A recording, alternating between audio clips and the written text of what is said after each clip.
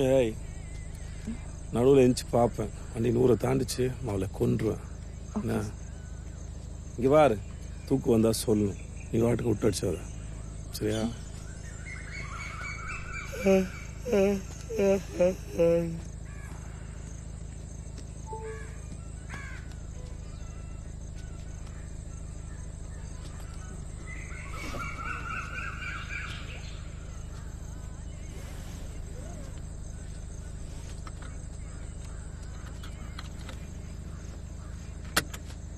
Thanks.